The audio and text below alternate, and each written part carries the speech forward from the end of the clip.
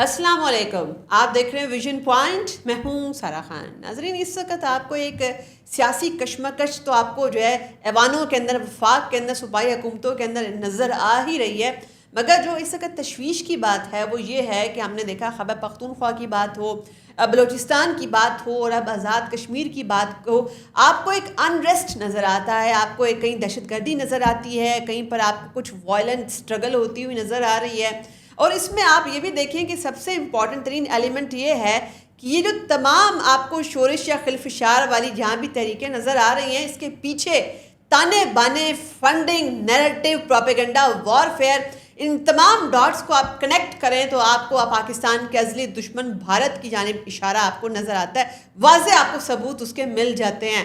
تو یہ کون سی ایسی جو ہے فالٹ لائنز ہمارے اندر موجود ہیں جس کو دشمن ایکسپلائٹ کر رہا ہے؟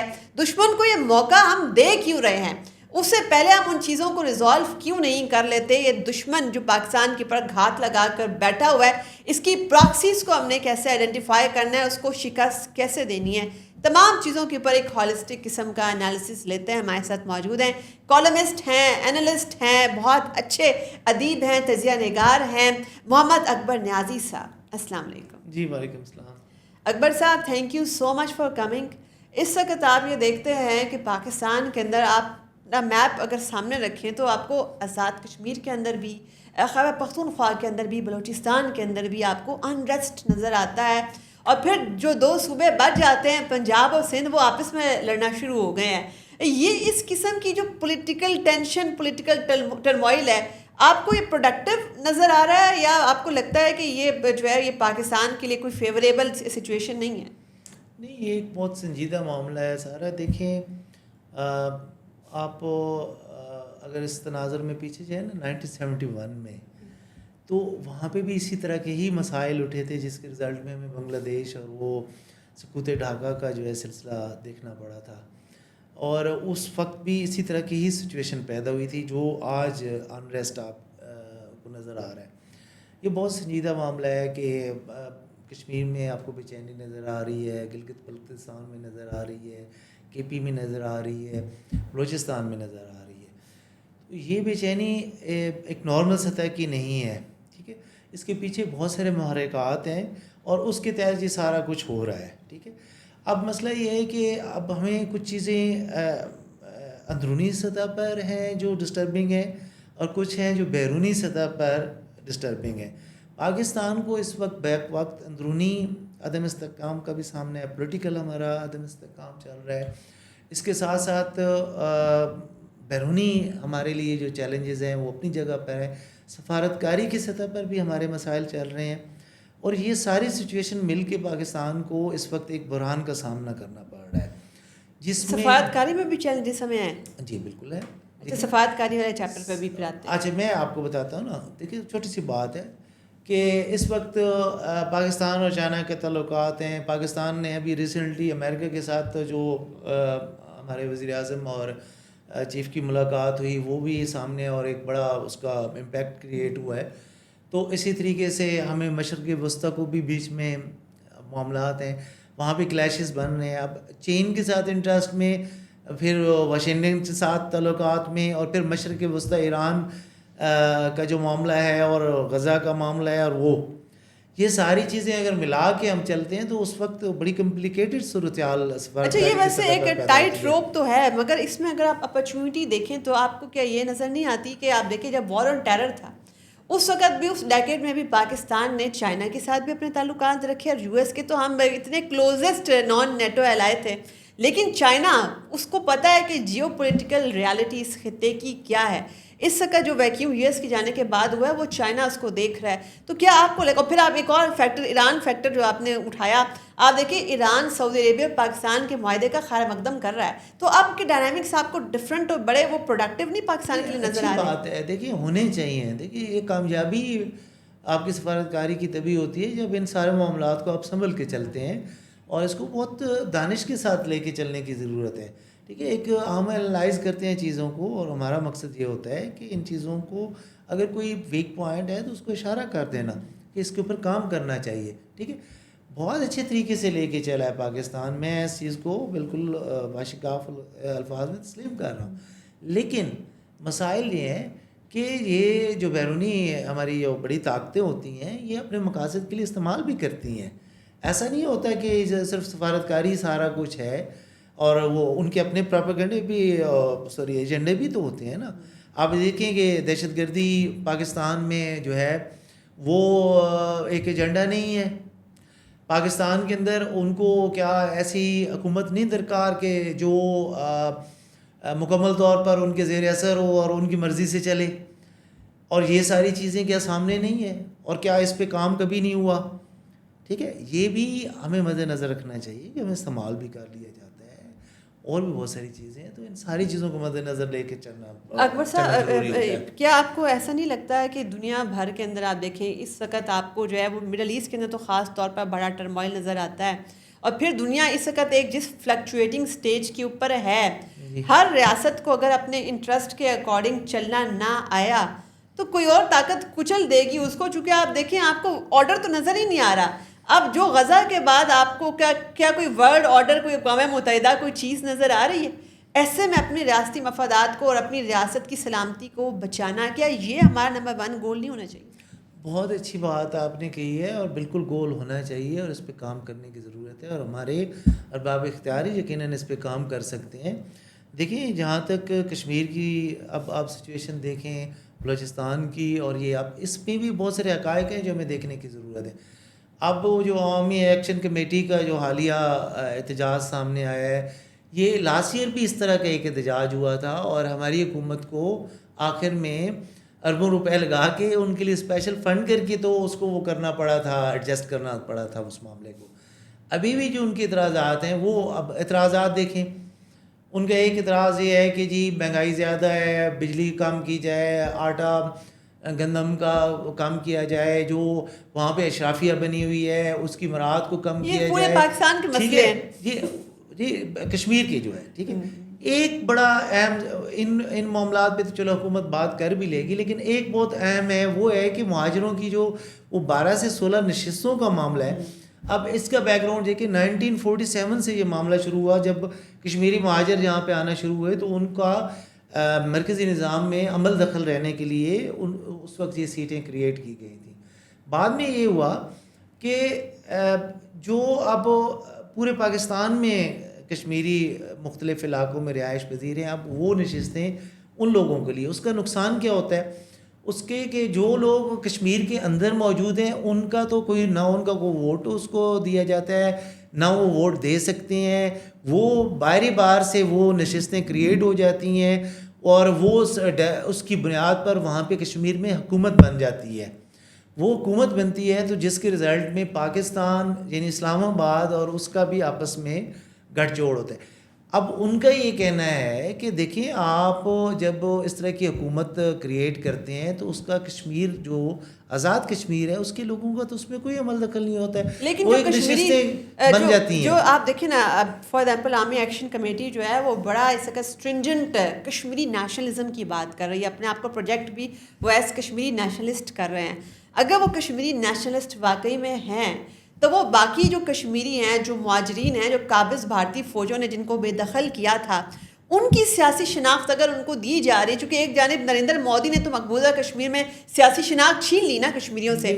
اگر پاکستان کے پاس ایک ایسا سسٹم موجود ہے کہ ہم مہاجرین کو بھی سیاسی شناخت دیتے ہیں, کشمیریوں کو ہم ریکگنائز کرتے ہیں, تو اس میں آپ کو خیال میں یہ فائدہ نہیں ہو رہا ہے کام کشمیری؟ دیکھیے ان کا یہ کہنا ہے, میں ان کے لاجک کے حوالے سے بات کر رہا ہوں, ان کا یہ کہنا ہے کہ آپ کا اسٹینڈ اس پہ کیا ہے؟ میں یہ سمجھتا ہوں کہ اس پہ گفت و شنید کے ذریعے مسائل کو حل کرنا چاہیے, طاقت کے ذریعے نہیں کرنا چاہیے. کیونکہ جب یہ ہمارے رینجر جو پولیس وہاں پہ جاتی ہے تو مشتعل حالت میں نہ ہوتے ہوئے بھی وہ جو ہے ایک تصادم کی صورتحال پیدا ہو جاتی ہے. ٹھیک ہے, اس تصادم کے رزلٹ میں پھر وہ موقع مل رہا ہے انڈیا کو, اور وہ ہمارا جو کشمیر کے حوالے سے بیانیہ ہے اس کے حساب سے تو وہ بغاوت کی طرف وہ لے کے جائیں گے کہ یہاں پہ بغاوت ہو رہی ہے, اور اس کا وہ فائدہ اٹھائیں گے. یہی وہ چیز جو ہم کہہ رہے تھے شروع میں کہ یہ جو چیزیں ہیں یہ پاکستان کے لیے خطرات کے باعث ہیں. ہمارا کشمیر، ہم نے ہمیشہ کشمیر کو اپنے لیے بہت امپورٹنٹ کنسیڈر کیا ہے پولیٹیکل سطح پر، انٹرنیشنل سطح پر کشمیر کو اپنا ایک الحاق ہمارا جو ہے وہ سامنے نظر آتا ہے. ہم نے اقوام متحدہ میں کام کیا، ہم نے مختلف پلیٹ فارمز کے اوپر اس کو اجاگر کیا. کشمیر کے حوالے سے ہم ایک اٹل فیصلہ رکھتے ہیں. تو پھر اس صورت میں اس طرح کے تنازعات کو طریقے سے حل کرنے کی ضرورت ہے. اچھا اکبر صاحب، اس میں طریقہ آپ بتائیے، الیبریٹ کیجئے کہ طریقہ ریاست کا کیا ہونا چاہیے، چونکہ جب ایک جانب عوامی ایکشن کمیٹی زبردستی دکانیں بند کروائے، دھوس زبردستی کے ذریعے سے روڈز کو بلاک کرے، اسکولوں کو بند کرے، اس کے بعد املاک کو نقصان پہنچائے، پھر سب سے امپورٹنٹ ایلیمنٹ جو ہمارے سامنے جو کچھ واٹس ایپ گروپس وغیرہ آئے ہیں جس میں یہ بات آشکار ہوئی ہے، جو خود کشمیری رپورٹرز بتا رہے ہیں کہ اس میں باقاعدہ ان دکانوں کو، ان تاجروں کو، ان سکولز کو، ان بزنسز کو دھمکیاں دی جا رہی ہیں جنہوں نے ان کی کال کے برعکس جو ہے کھول کے اپنا کام جاری رکھا. تو آپ کے خیال میں تو یہ پھر ریاستی ریٹ کو چیلنج نہیں کیا جا رہا، ان کو پھر کس نے پروٹیکٹ کرنا ہے؟ دیکھیں میری بات سنیں، ریٹ تو جب بھی احتجاج ہوتا ہے نا تو ہر جگہ پر ریٹ کو چیلنج اسی طریقے سے پہیہ جام فلاں فلاں شٹر ڈاؤن، یہ تو پاکستان میں بھی ہوتا ہے، ہر جگہ پہ ہوتا ہے. ان کا بھی رائٹ ہے، اگر وہ اس طریقے سے وہ کر رہے ہیں تو انہوں نے اپنا پروٹیسٹ تو کرنا ہے، ٹھیک ہے. مگر ان کا رائٹ یہ نہیں نا کہ دکانیں بند کروائیں. لیکن دیکھیں ان کو بھی سوچنا چاہیے اس معاملے میں کہ معاملات کو جو ہے وہ ڈائلاگ کے ذریعے حل کرنے کی کوشش کرنی چاہیے، نہ کہ اس پہ ایک عدم استحکام کی صورت پیدا ہو جائے. اشرافیہ وہ کہتے ہیں کہ وہاں پہ وہ لوگ مقیم بھی نہیں ہوتے، وہ مہاجرین وہ باہر بیٹھے ہوئے ہوتے ہیں اور وہ وہاں کی اندرونی اسمبلی یا ان کی حکومت کے اندر ان کی در اندازی ہوتی ہے، دخل اندازی ہوتی ہے. اسلام آباد میں مقیم ہے، کراچی میں مقیم ہے، اور مختلف شہروں میں مقیم ہے، اور وہ وہاں پہ انوالوڈ ہیں مکمل طور پر. تو یہ جو ان کا اعتراض ہے اس کو اگر وہ ڈائلاگ کے ذریعے حل کیا جائے تو زیادہ امپورٹنٹ ہے، نہ کہ وہاں پہ اس طرح کی اگر سیکورٹی فورسز وغیرہ کا معاملہ کیا جائے گا تو اس سے انتشار پھیلے گا. اس کی وجہ یہ ہے کہ مشتعل لوگ جب کرتے ہیں تو وہ پھر طاقت کا استعمال شروع ہوتا ہے، طاقت کا استعمال شروع ہوتا ہے تو اس سے مسائل پیدا ہوتے ہیں. تو میرے خیال میں اس چیز کو بہت تحمل کے ساتھ اور بڑی حساس معاملہ ہے، اس کو اچھے طریقے سے حکومت کو بھی دیکھنا چاہیے، اسلام آباد کو بھی دیکھنا چاہیے، وہاں کی حکومت کو بھی دیکھنا چاہیے، بڑا اچھے طریقے اور ان لوگوں کو بھی دیکھنا چاہیے. بہت اچھے سے آپ نے الیبریٹ کیا کہ یہ ایک کنسنسس افہام و تفہیم کے ذریعے حل کرنا ہے. اس کی یہ ہے کہ دیکھیں نا مفادات، اب پاکستان کو یہ مسئلہ پہ درپیش آتا ہے ہمیشہ کہ وہ پھر اپنی خود مختاری کی طرف جانے کی کوشش کرتے ہیں. وہ کہتے ہیں ہمارے وسائل ہیں جو بھی ہیں وہ پھر ہم خود اس کو دیکھ لیتے ہیں اور بالکل الگ ایک ریاست کے طور پر. مگر وہ تمام کشمیریوں، سب کشمیریوں کو تو ریپرزینٹ عوامی ایکشن کمیٹی نہیں نہ کر رہی. دیکھیں سارے کشمیریوں کو بے شک نہ ریپرزینٹ کر رہی ہو، لیکن اس وقت وہ ایک معاملہ تو کھڑا ہو چکا ہے، ٹھیک ہے. اور یہ پچھلے سال بھی اسی طریقے سے ہوا، اب بھی ہوا، اور یہ معاملہ جو ہے وہ بڑھ رہا ہے، ٹھیک ہے، ختم نہیں ہو رہا. پچھلی دفعہ بھی کافی گرفتاریوں، اس دفعہ بھی کچھ ہلاکتوں کی اطلاعات ہمارے سامنے آئی ہیں. مظفر آباد میں معاملہ ہوا، پونچھ میں ہوا، بھنبر میں، وہ میرپور میں معاملہ ہوا.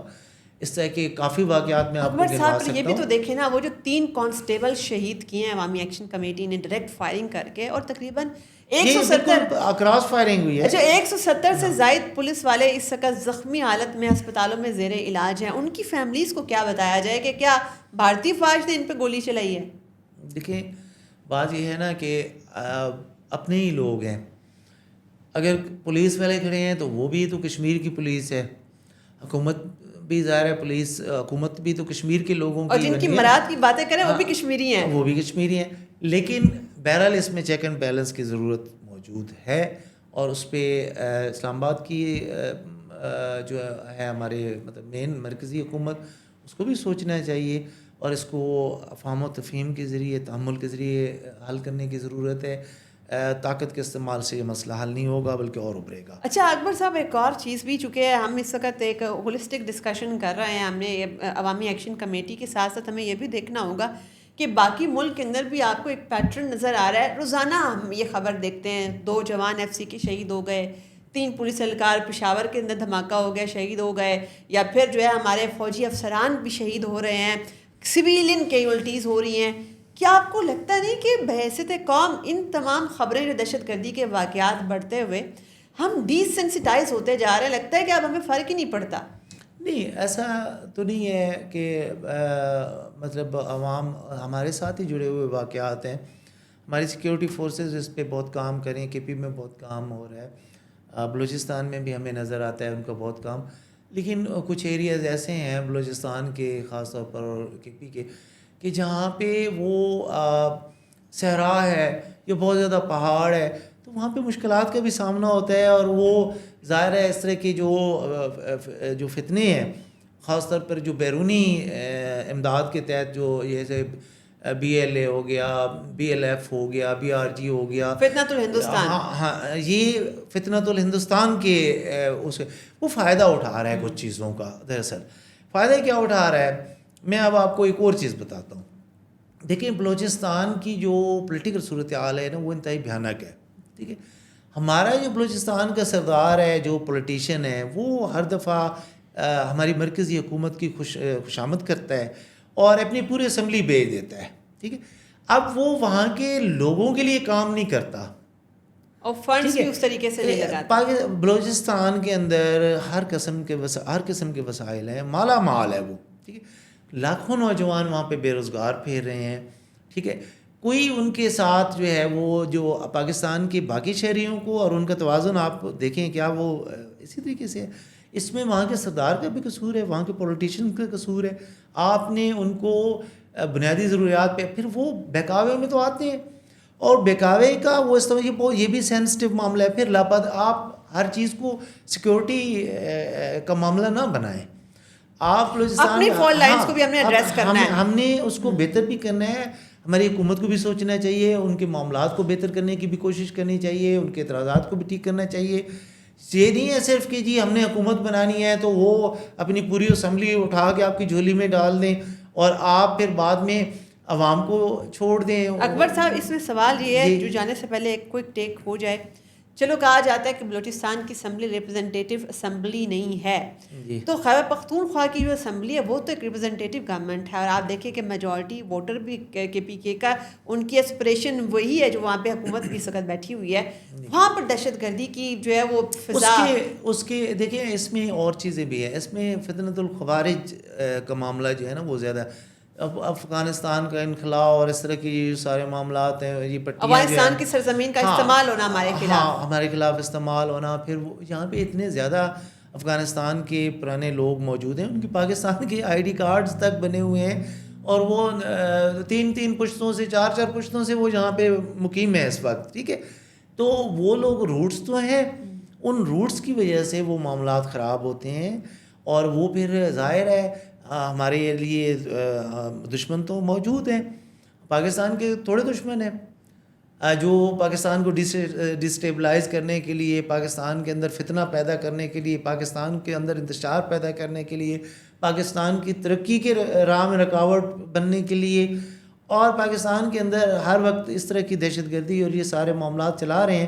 تو آپ یہ دیکھیں نا کہ یہ جو جتنی پٹی ہے جو افغانستان کے ساتھ جڑتی ہے, سب سے زیادہ تو وہاں پہ مسائل ہیں, قبائلی علاقوں میں مسائل ہیں, وہاں پہ بھی آپریشن, اور وہاں سے بلوچستان کے اندر بھی دراندازی کی جاتی ہے. بی ایل اے کی دہشت گرد فتنۃ الہندوستان, ان کی ٹریننگ, ان کی اکوپمنٹ بھی اسی سرزمین پہ ہوتی ہے افغانستان میں. لیکن یہ سارا کچھ ہونے کے باوجود بھی میں یہ کہتا ہوں یہ تو اپنی جگہ پر خدشات موجود ہیں اور یہ ہوتے رہیں گے, اور یہ کبھی بھی ختم نہیں ہوتے. پراکسی وار ہوتی ہے اور اس سے کے معاملات تو ہوتے رہیں گے. ٹھیک ہے, اس کے ساتھ تو ہماری سیکیورٹی فورسز جڑی ہوئی ہیں, اس کے ساتھ نمٹ بھی رہی ہیں, جتنا ان کا بس چلتا ہے وہ کرتے ہیں. ٹھیک ہے, کئی دفعہ ہم سنتے ہیں کہ اتنے دہشت گرد مارے گئے,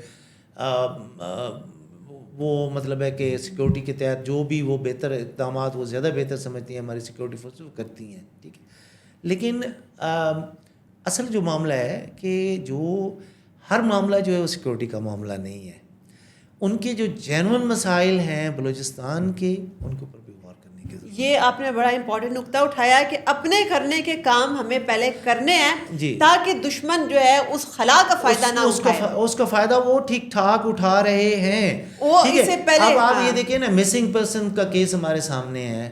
وہ احتجاج اٹھا, وہ کراچی تک پہنچ گیا, وہ اسلام آباد تک وہ احتجاج پہنچا, اور وہ معاملہ اس کے اوپر کیوں ایک صاف شفاف قسم کا کمیشن نہیں بنایا جاتا اور اس کا مسئلے کو کیوں نہیں حل کیا کمیشن نے جاتا؟ ویسے ایک بات ہے، کمیشن اس کے بعد جوڈیشل کمیشن بنا تھا، اس نے بہت سارے اس طرح کے کیسز نپٹا بھی دیے ہیں، مگر اس میں جو ایشو آتا ہے نا، حل نہیں نکلا نا. حل اس کا تبھی نکلے گا جس وقت نہیں وہاں نکلا. پہ ایکچوئل پولیٹیکل آنرشپ بلوچستان کے اندر اس تمام چیزوں کی ہوگی.